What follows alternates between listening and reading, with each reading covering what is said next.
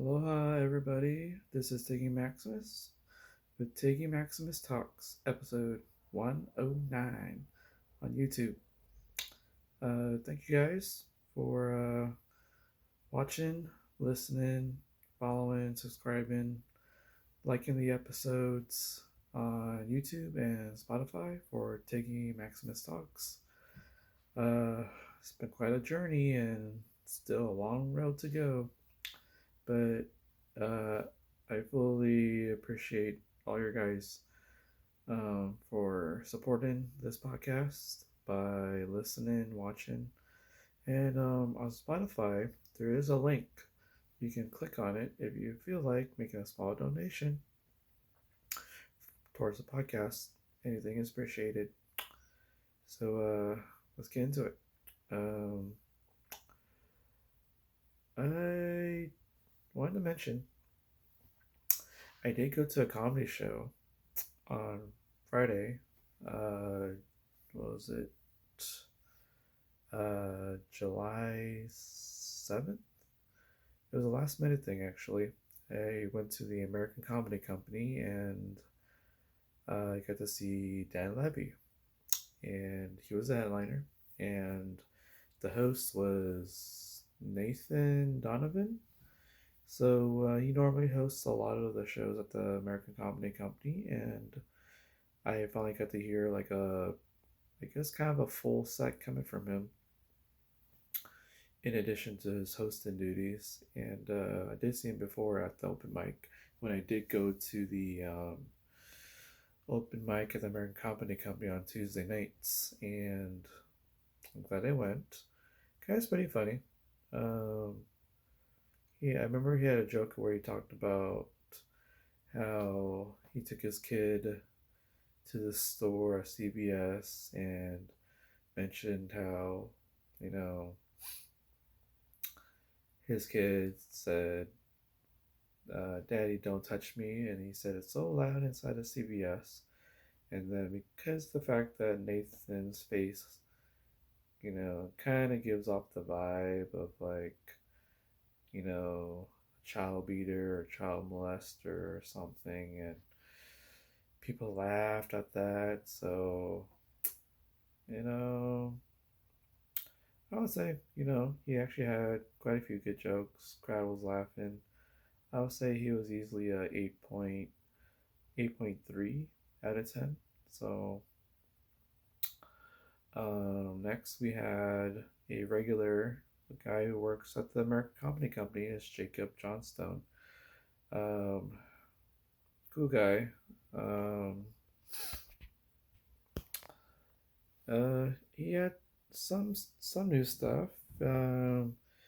He had bits about you know um, uh, something about Russia and Ukraine, and then mentioned how uh, the person who was kind of annoying was like a Ukrainian, acting like they're Ukrainian. Um, but I guess he noticed there was a couple ladies in the front row, and he mentioned, uh, I guess I'm invading your borders. Um, so I got some laughs. I think the ladies in the front row laughed too. So um, I would say his stuff was about a 8.1 out of 10. So fun stuff coming from Jacob. And Jacob actually did the hosting of the open mic at the Madhouse after the show, actually. But more on that a little bit later. Um, I did get to see Matthew Horowitz. First time seeing the guy. I guess he was a writer for Will and Grace, and um, he talked about his kids, and Um, um, and I think he got quite a bit of good laughs from what I can remember. Um, but I would say he was easily 8.5 out of 10. Um, so it was kind of cool seeing him for the first time. And uh, and I guess he's an LA guy too, I think. So, and then you got your let's see, your headliner, Dan Levy. First time seeing the guide, guys, he does travel quite a bit for comedy. Um, he did talk about peaches at one point. Um, and then uh, I would say a lot of stuff that he said on Friday night um, got quite a bit of laughs, and um, he's also from LA, I believe, as well. So, I mean, I enjoyed his set, and I would say if I had to give a rating for his comedy, I would probably would say simply an 8.8 out of 10. Unfortunately, I didn't get a picture with him though. Um, I mean, I had to use the restroom right after the show, but after when I came out, the entire room had cleared out, and I had seen no sign of any of the comics. So, just my luck. I mean, I was kind of hoping for one picture with at least one of the comics. But I guess there's always going to be another time. So, um, I mean, I do kind of enjoy just to kind of stay back a little bit and maybe have a couple of minutes to talk to some of the comedians. But sometimes if comedians don't want to be bothered, or they have to do something else, or they want to hang out with their friends, which is totally fine because chances are I'll probably see them down the road and see their another show. And if I do happen to talk to them, I'll bring up the fact that I did go to their show before and just have a small conversation. Nothing really big. Um, but it's kind of cool sometimes when a comic says they would like to be on my podcast. So something to consider down the road if I do interviews for this podcast, which is something I'll consider. Um, Also, the fact that it's quite possibly I might actually get to produce my own comedy show here in San Diego and just try to bring in like the best comedians I can think of based on how I kind of judge um, on their shows on a show by show basis. So now that I kind of have a network of comics to kind of to think about, kind of see what kind of date is down the road and um, kind of get my stuff situated on my side. But I kind of like the idea that I could probably do a show at least once a month at least, just to kind of get the feel of producing a comedy show, which would be kind of great because as long as I get people to show up once a month and fill the seats, I don't know. This could be another job for me. So uh, let's see what happens.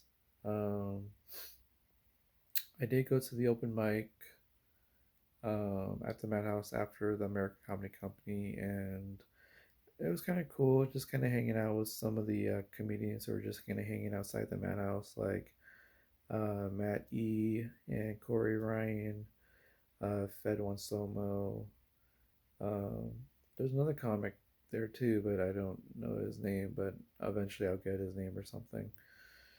Um, but it's kind of cool. Open mic, I did get to see Samantha Schwimmer up there and Ben Keltner, Jacob Johnstone, who happens to be hosting the open mic, uh, Frankie G. Gonzalez, Carlos Figueroa. Um, I did get the chance to see Teddy B. First time seeing the guy. Um, and I guess there's some new comics too. And then there was, I guess, Nazir doing his thing, and Aaron Tehran. Um, yeah, kind of your who's who.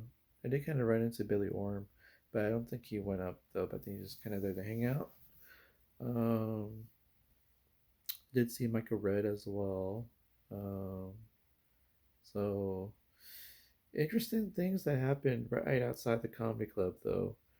Um, I mean, there was one that had a lot of kind of comedic yelling back and forth inside the brick room, but what happened outside the comedy club?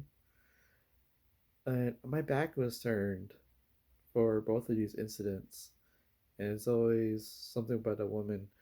One woman, she was walking with her girlfriends, and she just walked right into a lamppost, like full on, not like jokingly. It was like straight on, just crashed right into it, as if no awareness of her surroundings, and just so happens to walk right into the lamppost.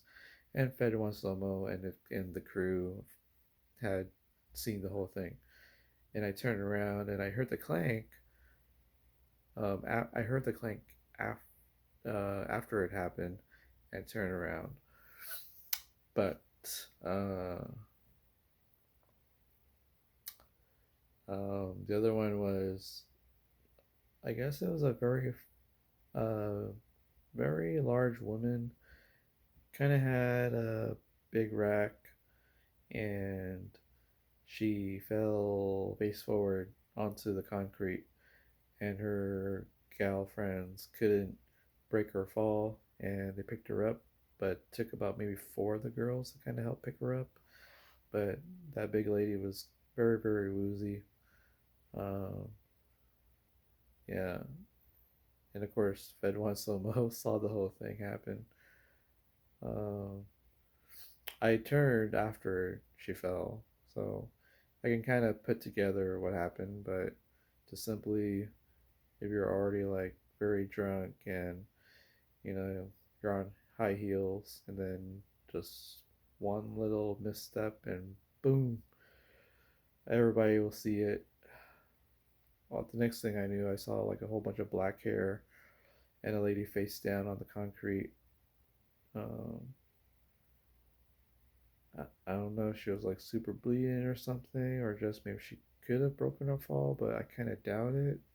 So, things that happen in downtown San Diego. Anywho, next time I'm going to a comedy show, it'll probably be maybe Wednesday night, but chances are it might be a Thursday night, and then definitely on Friday night because I'm going to the Duckfoot Brewery in Miramar. Uh, the show has Jackson Banks on it, so that'll be kind of cool.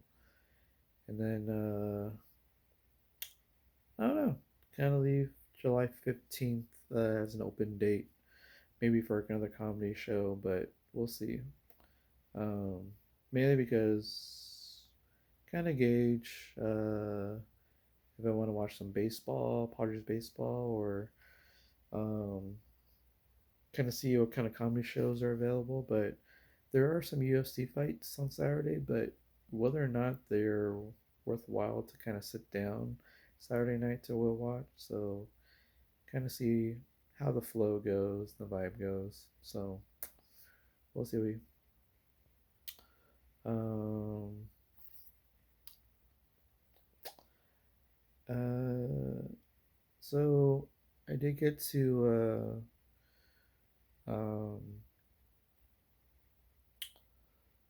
I got to try some food at Pho Young, or Pho Van if you read it.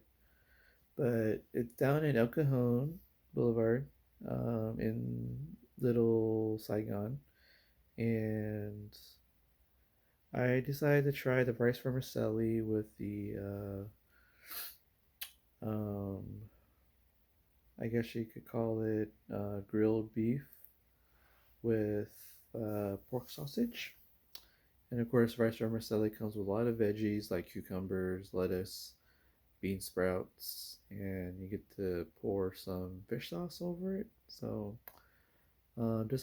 just have some peanuts in it. So really good bowl. It's a very big bowl actually, and I think it's just one size. So I would say easily it was 8.75. Um, Good portion. That will fill you up for at least 6 hours actually. Now think about it. But the fact that you can actually tell them that you want those two particular proteins together because technically it's listed separately, but I think you're able to kind of ask for one and then have the other protein as an extra, as an add-on. So, because sometimes they'll just kind of do tofu and grilled pork, or do egg rolls with shrimp, or egg rolls and chicken, or egg rolls and shrimp. So, or tofu and grilled pork, or tofu and shrimp. Those kind of combinations, but you'll won't see on the menu grilled beef and pork sausage. That one you're gonna have to kind of have as order one and add on with the other. So, um, I wouldn't say that the water was great, but it's kind of a mixture of tap water. Um, but it was chilled. Um, I mean, when there's some good tasting water um, at certain places, but the moment that you get that first taste of tap water, yeah, you'll never forget that kind of taste. So, but it was super crowded actually. Normally, times before it wasn't that crowded, but now I think they've gotten so much better and it's got more popular. So glad I got to try it out. Um, so we'll see. Um, let's see, and then um, sadly to report, but the San Diego Legion lost 25-24 in the Major League Rugby Championship on Saturday. I'm kind of sad because the San Diego Legion were basically 3 minutes away from their first championship, especially as a major championship in San Diego. And San Diego Legion gave up a late touchdown try um, with basically 3 minutes to go. I mean, there was some extra time, but normally the game ends usually around 80 minutes, and around the 77th minute, San Diego Legion gave up a late touchdown try to the New England Free Jacks, who just kept um, pushing and pushing. Almost no time left, and they were able to uh, get that last try in. And from what I can tell, they didn't convert on the kick. So it ended up being a 1 point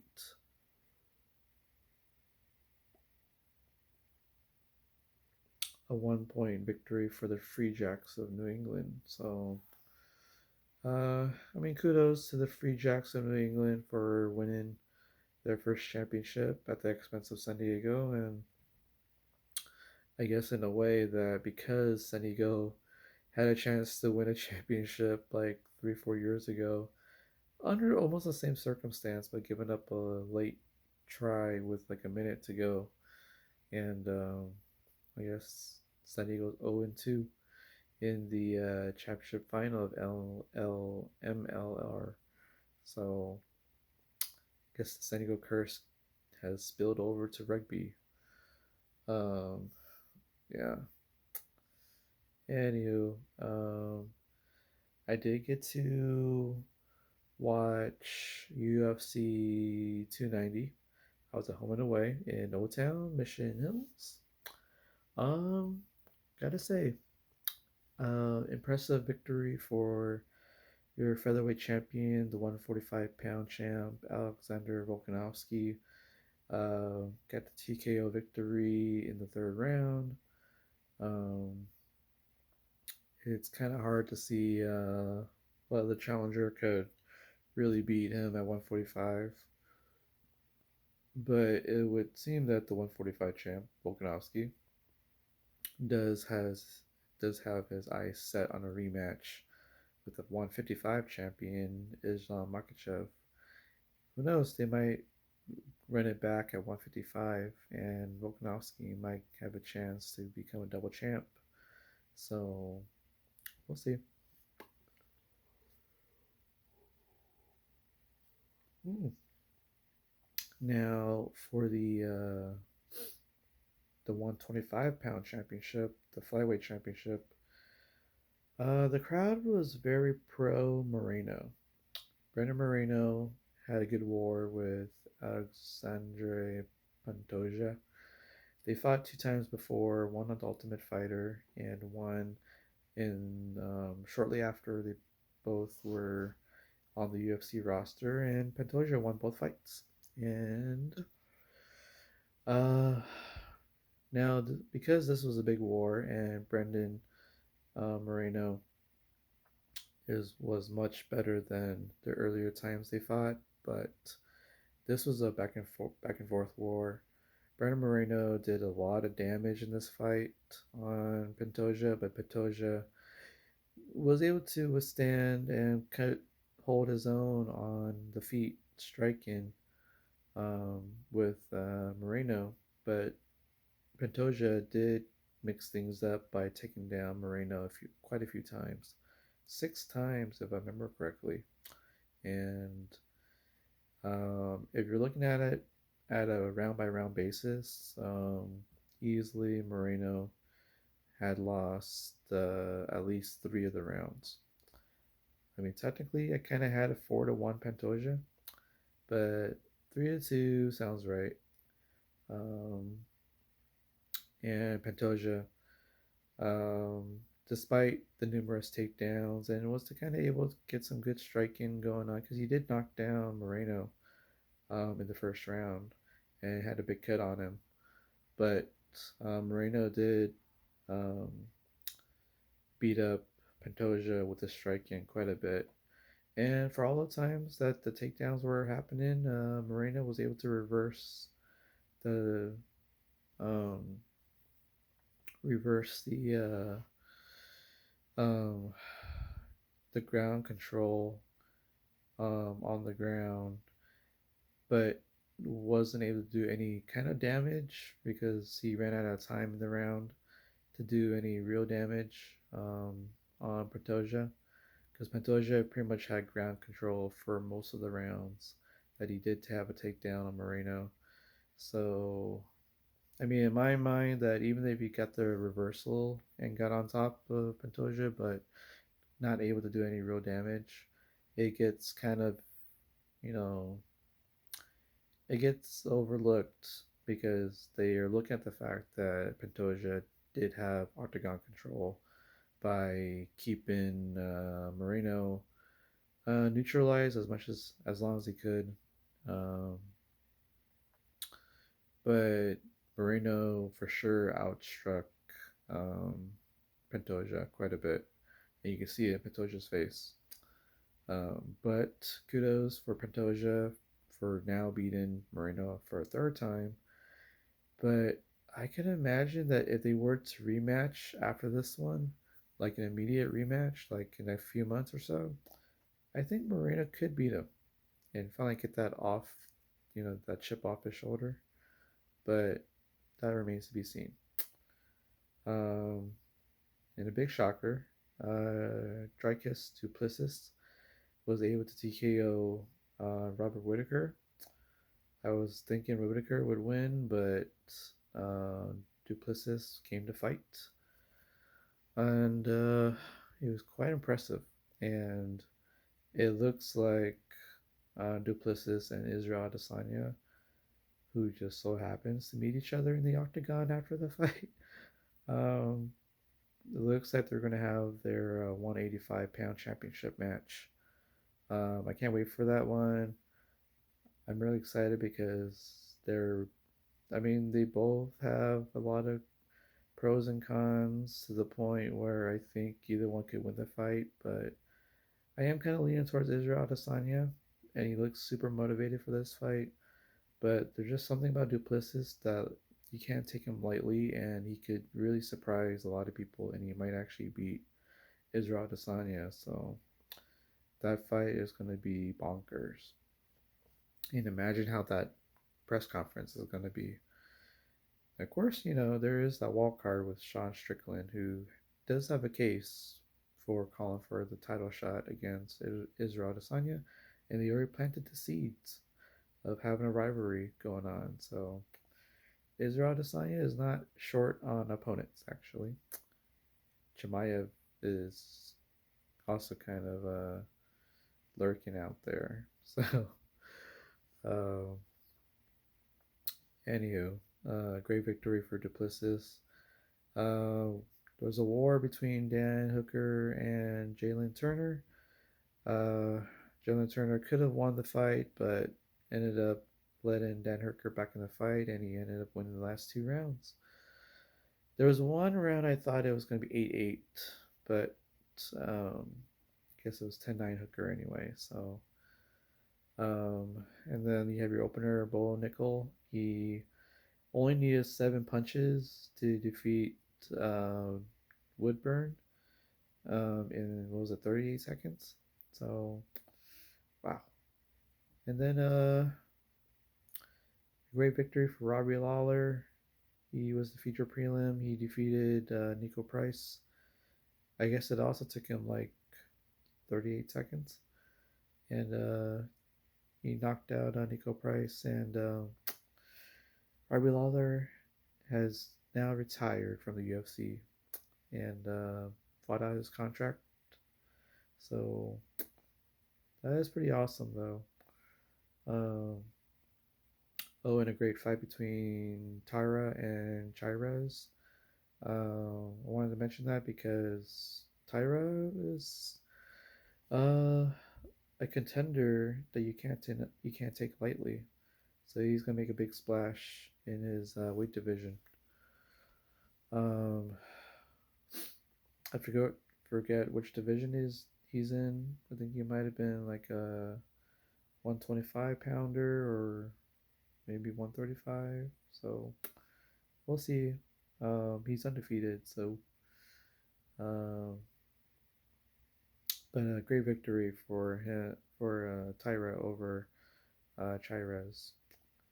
And Gomez Gomes defeated Yasmin. I think that was in 20 seconds. That was a big surprise given the fact that Yasmin was the undefeated favorite. So Gomes is a big surprise. Kudos on that. And then I believe Metafield choked out Jimmy Crute. I think it was considered a guillotine. So that was a great fight. So great card, honestly. And at home and away, I actually got myself a the porky sandwich. Very good porky sandwich. I would say it's an 8.8 out of 10. Had some tater tots with it too. Pretty good tots. Um, I recommend it.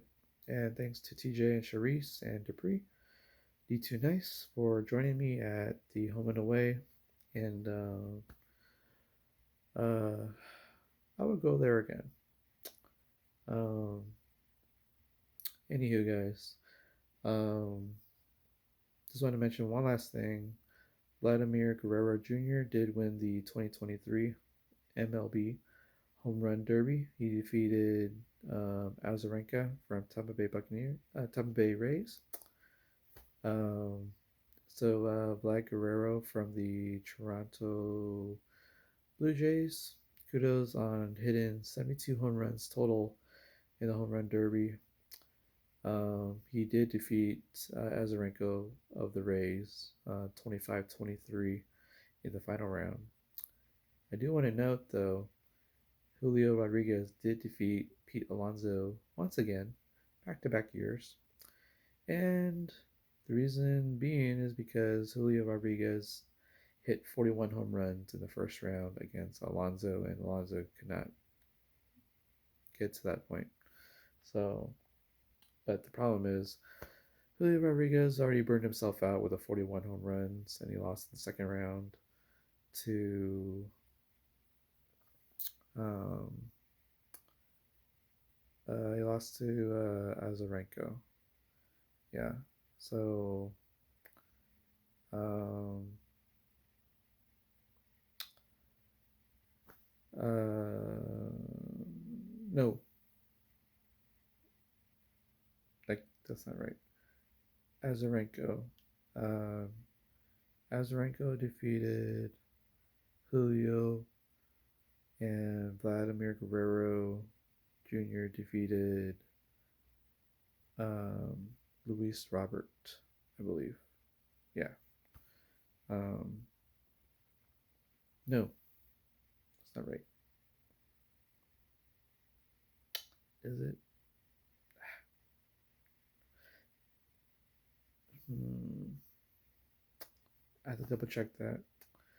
Anywho, main thing is um, Luis Robert lost to I want to say Azarenko, but it could have been Val Guerrero Jr. And Julio Rodriguez did lose to um, Vlad Guerrero or Azarenko. So um, that is all good.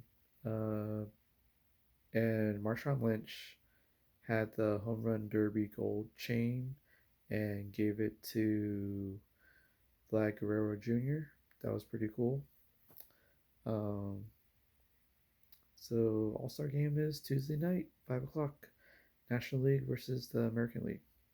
I am pulling for the National League because the Padres have Josh Hader and Juan Soto on there. So let's see what happens.